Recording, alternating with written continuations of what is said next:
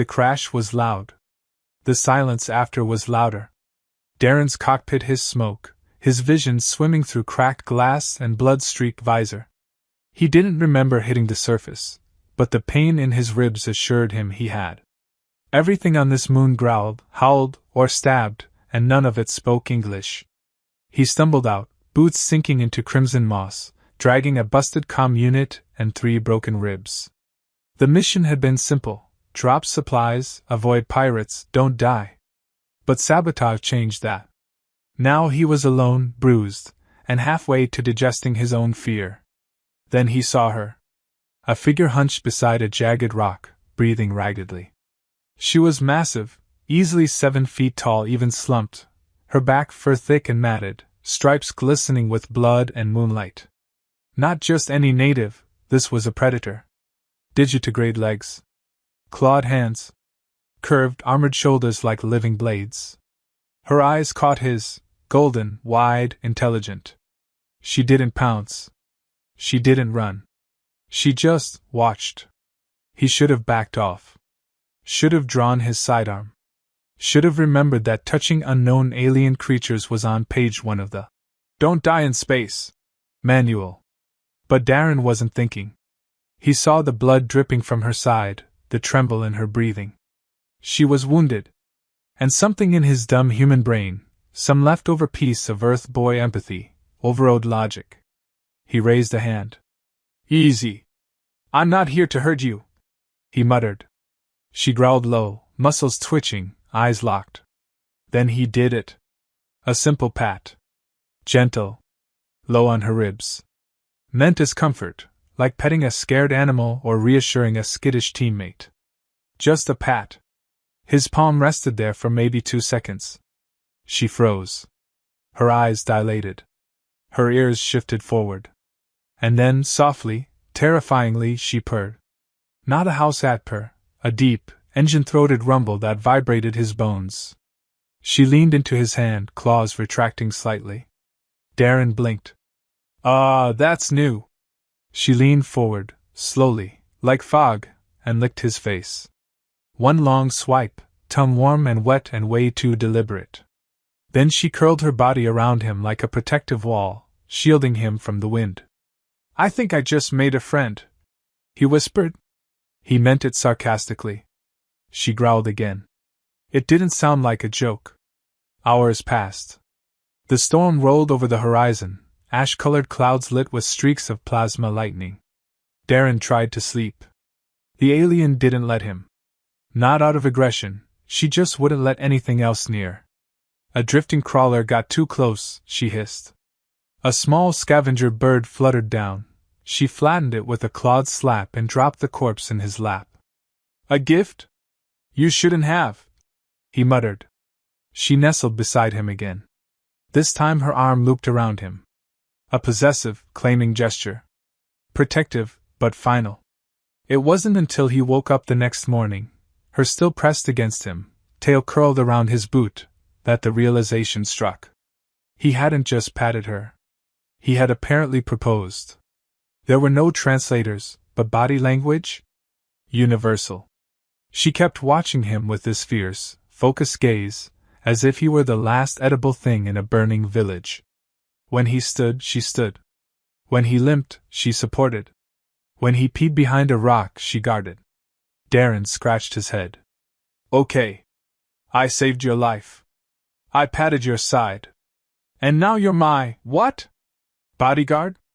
Wife? Stalker with benefits?" She didn't answer. But she did hiss when a distant tree shook too loud. He took inventory of his gear. Not much survived, half a ration bar, a broken knife, and a comm beacon flickering like it had a death wish. He glanced at her, towering, silent, eyes fixed on him like a watchtower's beam. He didn't know her name. Didn't know if she even had one. But the way she stayed close, too close, spoke volumes. He didn't sleep much that night either. Every time he moved, she adjusted to face the direction he wasn't watching. She didn't rest. Didn't lower her guard. But once, just once, she brushed her fingers along his shoulder. Gently. Deliberately. Darren muttered, You're not gonna eat me in my sleep, are you? She bared her teeth in what might have been a smile.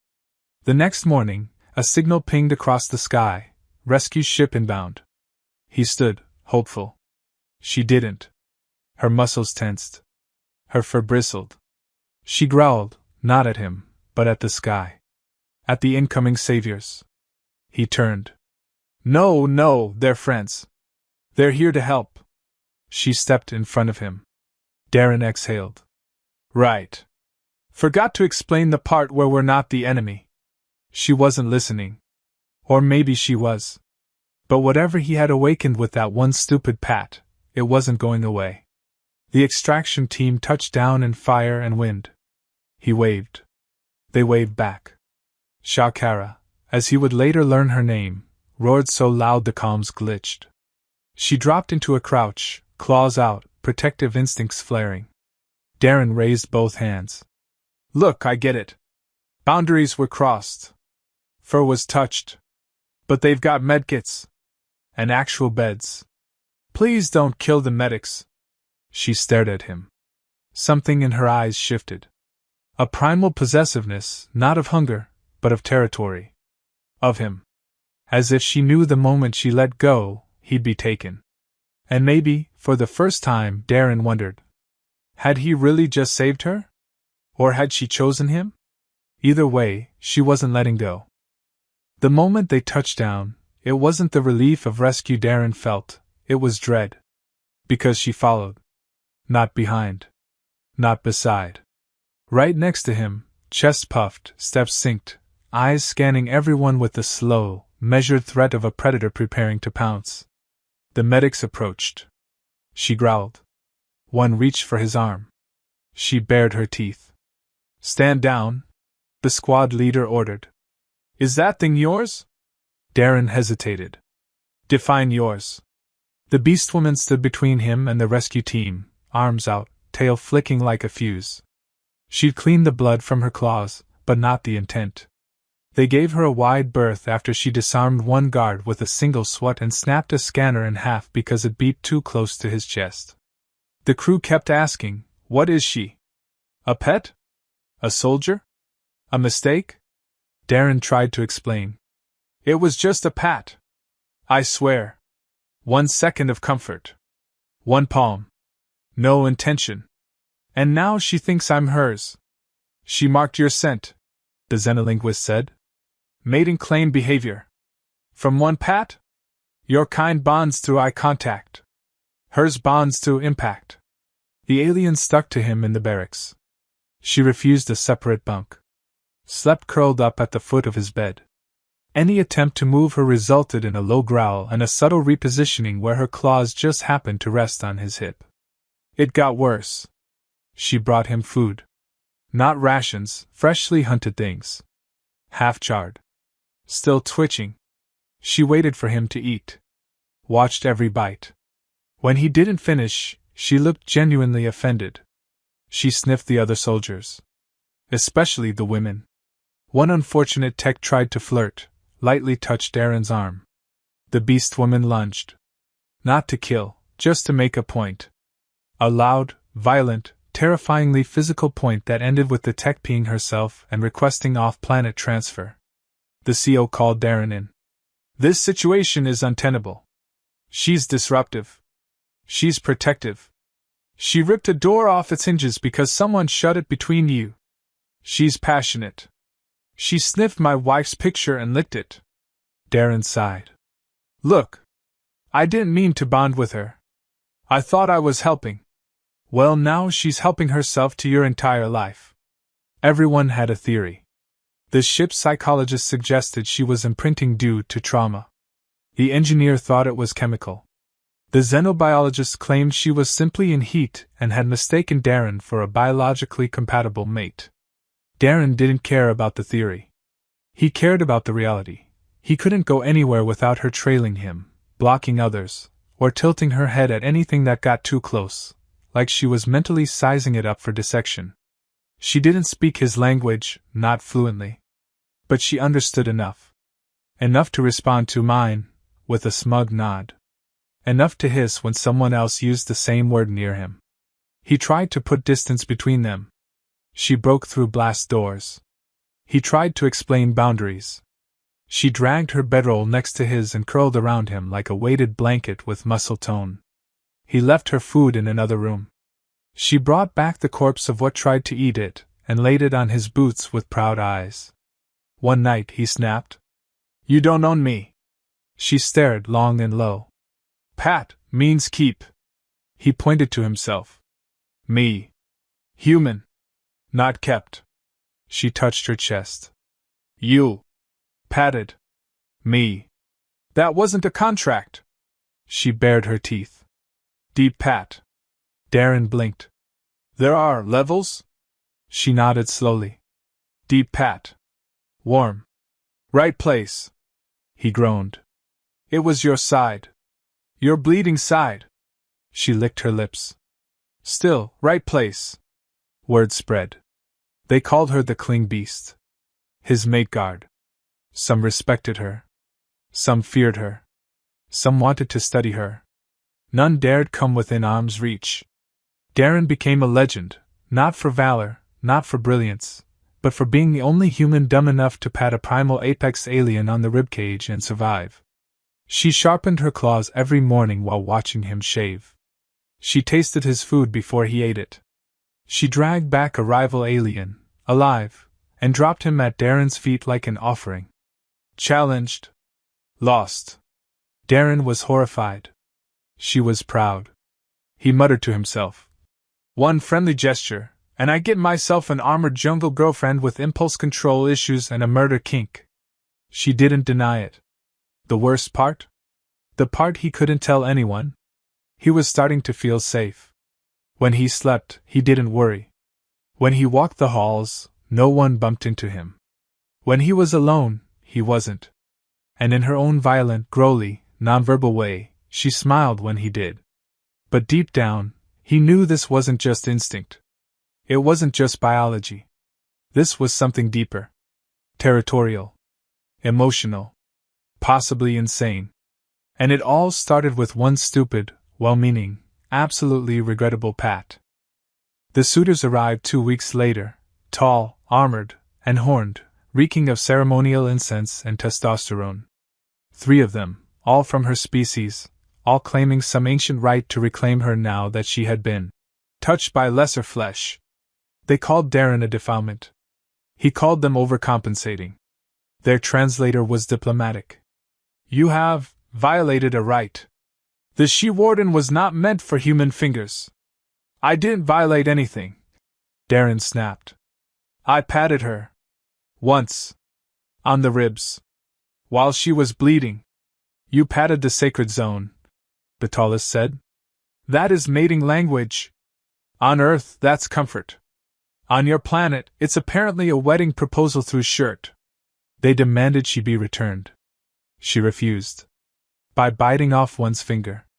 What followed wasn't a duel, it was a demonstration. She didn't fight to win. She fought to humiliate. Clawed their armor off.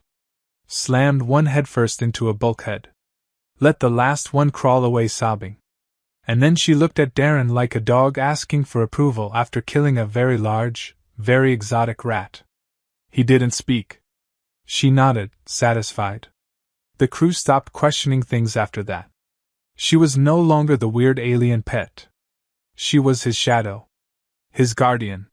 His terrifying, bone-snapping emotional support predator. Every interaction was filtered through her. A female pilot brushed past him once, just contact. A graze. Shakara sniffed the air, stepped between them, and exhaled something that made the woman backpedal 5 meters and nearly cry. Darren didn't even see her claws that time. Just her expression. "That was worse." He confronted her. "This isn't sustainable." She blinked. "You can't keep attacking every breathing thing with legs and breasts. Protect. I'm not yours to protect." "You pat," she said again slowly, like she was explaining gravity to a flat earther. "That wasn't a contract." "Was deep," she insisted. "How would you know what deep means?" She leaned forward, voice low. "You trembled." He froze. That was the thing. She remembered everything. Not just where he touched her, but how he looked when he did it. What his body said even if his mouth didn't. That 1 second of vulnerability was recorded, filed, and used as legal proof in whatever mating ritual she had adopted. He tried to rationalize it. Maybe she was still confused. Still in shock. Maybe there was something chemically induced, like a pheromone feedback loop or alien PTSD. But then came the necklace. Handmade. Made of bones and stripped wiring. Clawed together with care. It wasn't decorative. It was a trophy collar, hers offered to him. A reversal of roles. She was branding him, subtly, symbolically. He didn't put it on. So she did, at dinner, in front of the entire mess hall. Everyone stared. He muttered, "This feels legally binding." She nodded. From that moment on, she didn't just guard him physically, she intervened socially. If someone interrupted him mid-sentence, she growled. If someone disagreed with him, she glared. If someone laughed at him, she simply stood behind them until they stopped. He was suffocating. He was safe. He was annoyed. He was, weirdly touched. Every morning she greeted him with silence and a stare. Every night she rested facing the door. Not out of habit. Out of intent. She wasn't confused anymore. She had chosen. Fully. Consciously. And no one, not human, not beast, not protocol, was going to change that. He tried to run drills without her. She followed. Tried to spar with others. She assisted, by disabling his opponent mid-punch. Tried to talk to a counselor. She shadowed the session. It became a running joke in the barracks. "Careful what you pat," one guy said. "Some girls take that as foreplay." Another chimed in. "He didn't just tap that. He activated the mating protocol." They laughed. Darren didn't. Because the truth was, she wasn't laughing. She was watching. Not with jealousy. With intensity. Every little thing he did, how he moved, how he looked at others, how his mood shifted, she tracked it. Memorized it. Adjusted to it. He threw a fit one evening. Screamed. Cursed. Demanded space. Called her a shadow, a parasite, a walking misunderstanding. She didn't flinch. When he was done, she just stepped forward, placed her forehead against his chest, and whispered, "Still warm." He blinked. "What?" "You still warm," she repeated, as if that explained everything. "Means not hate." He didn't reply. She didn't move. Hours later, she was still sitting outside his bunk, cross-legged, eyes on the floor, as if waiting for him to change temperature. She wasn't just a possessive predator. She was a chosen predator.